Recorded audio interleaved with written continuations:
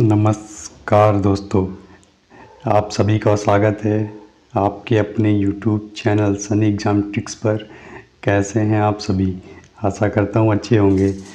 आइए हम लोग देखते हैं उत्तर प्रदेश पुलिस में आए हुए हिंदी के प्रश्न जो 17-18 फरवरी 2024 को हुए थे। ठीक है, आइए देखते हैं पहला प्रश्न। श्यामल किस तद्भव का तत्सम रूप है? अब हम ये जान लेंगे तद्भव क्या होता है, तत्सम क्या होता है। तत्सम वो शब्द होते हैं जो संस्कृत भाषा के शब्द होते हैं, उसे हम लोग क्या कहते हैं, उसे हम लोग तत्सम कहते हैं। ठीक है, और तद्भव किसे कहते हैं? जो संस्कृत भाषा से उत्पन्न होते हैं उसे हम लोग तद्भव कहते हैं। ठीक है, समझ में आ गया।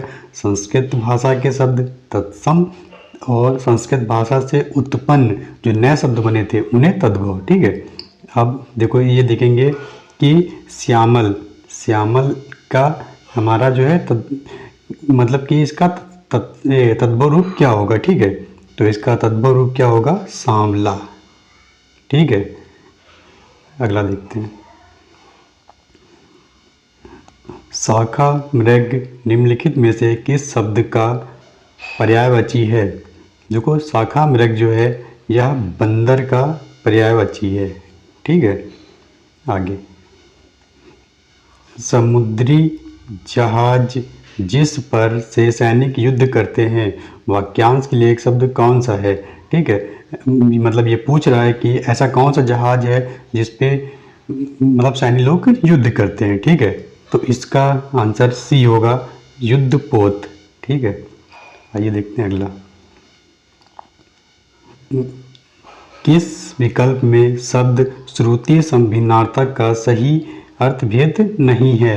अब हम ये देखेंगे श्रुति संभिन्नार्थक शब्द कौन से होते हैं। देखो जो सुनने में तो एक जैसे होते हैं लेकिन उनका अर्थ अलग अलग होता है। ठीक है, आइए देखते हैं आगे। जैसे जरा जरा, देखो जरा का मतलब बुढ़ापा भी होता है, थोड़ा भी होता है।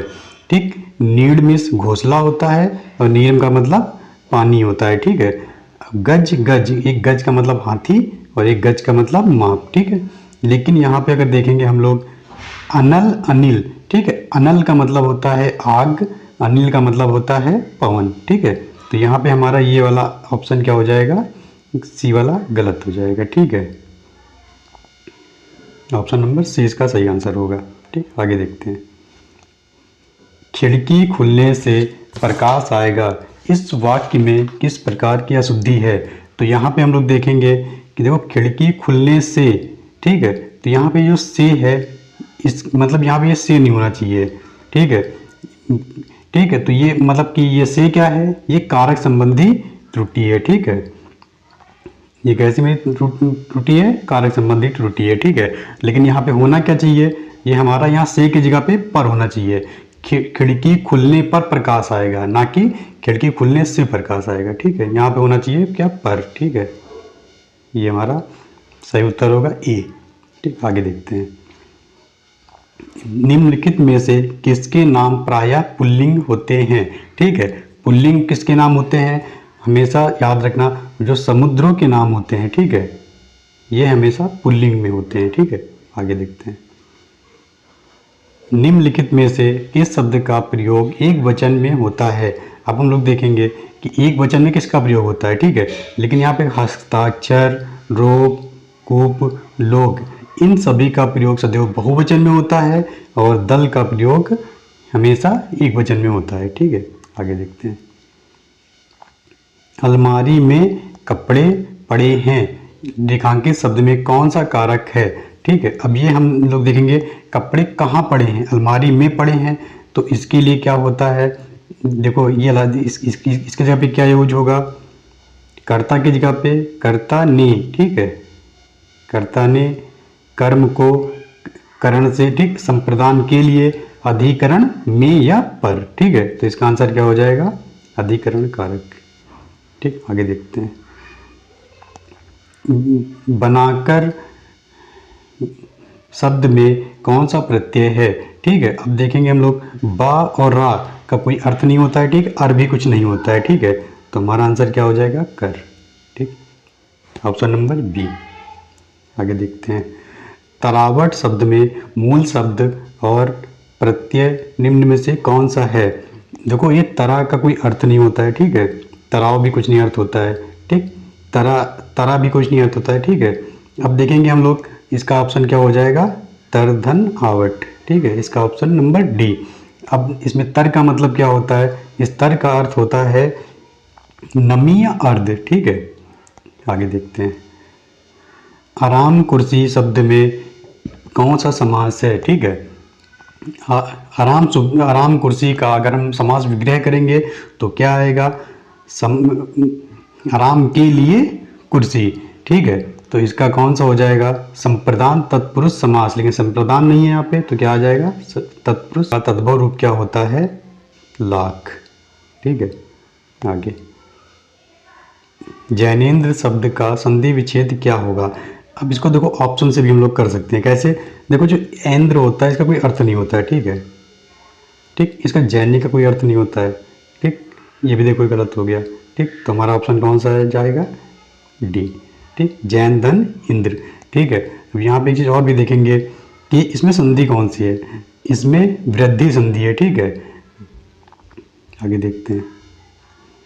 निम्नलिखित में से कौन सा विवरण चिन्ह है। विवरण चिन्ह का मतलब ये होता है कि उस चिन्ह को लगाने के बाद में आगे हम डिटेल में सब कुछ लिखते हैं, बहुत ही मतलब डीपली तरीके से, ठीक है। तो इसका मतलब विवरण चिन्ह कौन सा जाएगा, ऑप्शन बी, ठीक है। आगे निम्नलिखित में से कौन सा विशेषण संख्या को दर्शाता है, ठीक है। अब देखेंगे कौन सा विशेषण संख्या को दर्शा रहा है, ठीक है। जैसे यहाँ चौड़ा देखा जाए, चौड़ा गुणवाचक हो गया, 10 मीटर कपड़ा, तो यहाँ इस संख्या को नहीं दर्शा रहा है, ये दर्शा रहा है उस चीज़ को, परिमाण को, कि कितना है कपड़ा, कितने मीटर है, 10 मीटर है, ठीक है। लेकिन यहाँ एक आप दर्जन देखेंगे तो दर्जन में कितना होता है, 12, तो इसलिए ये किसको दिखा रहा है, संख्या को दिखा रहा है, ठीक है। आगे देखते हैं। मच्छर भिनभिनाते हैं, इस वाक्य में कौन सी क्रिया है, ठीक है। अगर मच्छर भिनभिना रहे हैं तो इसमें कौन सी क्रिया होगी, नाम धातु क्रिया होगी, ठीक है। आगे देखते हैं। लता मंगेशकर गीत गा रही हैं, इस वाक्य में कौन सी क्रिया है। अगर कोई काम वर्तमान में चल रहा है और पूरा नहीं हुआ है, ठीक है, तो उसे हम कहते हैं अपूर्ण वर्तमान काल, ठीक है। इसका आंसर हो जाएगा सी। आगे मजदूरों द्वारा पेड़ काटा गया, इस वाक्य का वाच्य क्या होगा। अब इसमें सबसे पहले हम ये देखेंगे कि क्रिया कहाँ है, क्रिया है काटा, तो काटा, क्या काटा, पेड़ काटा, ठीक है। तो क्रिया का प्रभाव किस पे पड़ रहा है, कर्म में पड़ रहा है, ठीक है। तो क्रिया का प्रभाव जब कर्म पे पड़ेगा तो वहाँ पे कौन सा वाच्य हो जाएगा, तो सीधी सी बात है कर्म वाच्य हो जाएगा, ठीक है। और यहाँ क्रिया कौन सी क्रिया है, ये सकर्मक क्रिया है, ठीक है। ऑप्शन नंबर सी, ठीक है। आगे देखते हैं। ठिठक जाना मुहावरे का अर्थ निम्नलिखित में से कौन सा है। ठिठक जाने का अर्थ होता है रुक जाना, ठीक है। ठिठक जाना मतलब रुक जाना, ठीक। आगे देखते हैं। अभिग शब्द का विलोम शब्द क्या होगा। देखो अभिग शब्द का विलोम शब्द होता है अनभिग, ठीक है। विग किसका होगा, आगे का विग, ठीक। और ये दोनों देखेंगे तो ये दोनों ही आपस में विलोम है, ठीक है। अल्पज्ञ सर्वज्ञ, सर्वज्ञ मतलब सब कुछ जानने वाला, अल्पज्ञ जिसको कुछ भी ना पता हो, ठीक है। आगे देखते हैं। निम्नलिखित विकल्प में से एक लोकोक्ति है, उसका चयन कीजिए। अब देखेंगे जो गरजते हैं वे बरसते नहीं, आंख चुराना, आस्तीन का सांप, कठपुतली होना, तो आप ये तीनों देखेंगे, ये तीनों मुहावरे हैं, ठीक है। लेकिन जो आपका ऑप्शन नंबर ए है यह एक लोकोक्ति है, जो गरजते हैं वो बरसते नहीं, ठीक है। ये बात तो सही है एकदम। आगे देखते हैं। निम्नलिखित में से संबंधवाचक सर्वनाम का उदाहरण है। देखो संबंधवाचक सर्वनाम का उदाहरण नहीं है, ठीक है। तो आप यहाँ पे देखेंगे कि ऑप्शन नंबर सी, आपको, यह एक संबंधवाचक सर्वनाम ना होके यह एक पुरुषवाचक सर्वनाम है, ठीक है। और जिसका, जो और सो, ये सभी क्या हमारे हो जाएंगे, ये सभी संबंधवाचक सर्वनाम है, ठीक है। आगे देखते हैं। हिंदी साहित्य में वात्सल्य रस को मिलाकर कुल कितने काव्य रस हैं। तो देखो मतलब वात्सल्य रस को मिलाकर हिंदी साहित्य काव्य रस में कुल 10 हैं, ठीक है, लेकिन आचार्य भरत मुनि के अनुसार केवल मतलब 8। यहाँ पे देखेंगे, नील गगन सा शांत हृदय था हो रहा, इस पंक्ति में कौन सा अलंकार है? ठीक है, तो यहाँ पे देखेंगे हम लोग कि यह जो नील गगन की तुलना है किससे हो रही है? हृदय से की जा रही है, ठीक है, हृदय से की जा रही है। तो अब ये याद रखेंगे, जब दो भिन्न वस्तुओं में समानता दिखाई जाए, यानी कि गगन और हृदय में, नील गगन और हृदय में समानता दिखाई जा रही है, तो वहाँ पे कौन सा अलंकार होगा? वहाँ पे उपमा अलंकार होगा, ठीक है। और उपमा अलंकार में सदैव वाचक शब्दों का प्रयोग भी करते हैं, ये बात हमेशा याद रखिएगा। जैसे ये यहाँ पे लिखा है सा, तो सा सरिस के समान अगर कहीं भी आ जाए तो वो हमेशा क्या होगा? उपमा अलंकार होगा, ठीक है। आगे देखते हैं, हरि शब्द का अनेकार्थी शब्द कौन सा नहीं है? अब देखो, हरि को हम सिंह भी कहते हैं, हरि को हम सर्प भी कहते हैं, हरि को हम सूर्य भी कहते हैं, लेकिन हरि को हम लोग दूध नहीं कहते हैं, ठीक है। आगे देखते हैं, दोहा और रोला छंद को क्रम से मिलाने पर कौन सा छंद बनता है? देखो, दोहा और रोला छंद को अगर हम मिलाएंगे तो ये हमेशा कुंडलियाँ बनेगा, ठीक है। अब कुंडलियाँ बनेगा तो अब ये देखेंगे, दोहा, दोहा किसे कहते हैं? जिसमें पहले और तीसरे चरण में 13-13 मात्राएं हों और दूसरे और चौथे चरण में 11-11 मात्राएं हों, उसे हम लोग क्या कहते हैं? दोहा, ठीक है। और रोला किसे कहते हैं? रोला एक सममात्रिक छंद है जिसमें पहले और तीसरे चरण में 11-11 मात्राएं और दूसरे और चौथे चरण में कितनी मात्राएं होंगी? 13-13 मात्राएं होंगी। अब ये देखेंगे कि दोहा के कितने पद मिलाएंगे, रोला के कितने मतलब पद मिलाएंगे, ठीक है।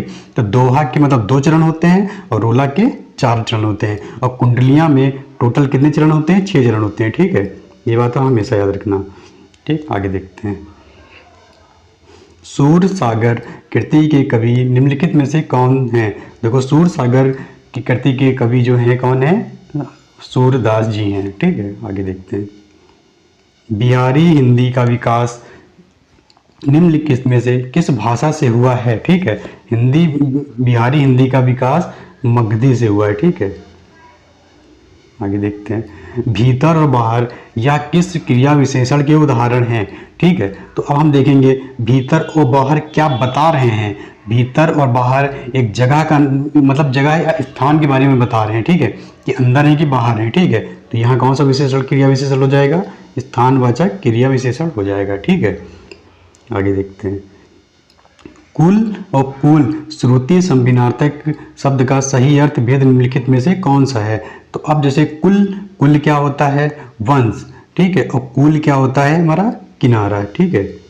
कुल, अगर किसी कुल या कुल में से अगर आपको एक भी पता है तो आप आराम से इसको कर ले जाएंगे, ठीक है। कुल मीन्स क्या होता है? वंश, ठीक है। कुल मीन्स क्या होता है? किनारा, ठीक। आगे देखते हैं, मेघ शब्द का निम्नलिखित में से पर्यायवाची निम्न में से कौन सा है? ठीक है, मेघ किसको बोलते हैं? बादल को बोलते हैं, ठीक है। और बादल का पर्यायवाची क्या होता है? नीरद, ठीक है, नीरद। और बादल के और पर्यायवाची क्या हो सकते हैं? अम्बुद, ठीक है।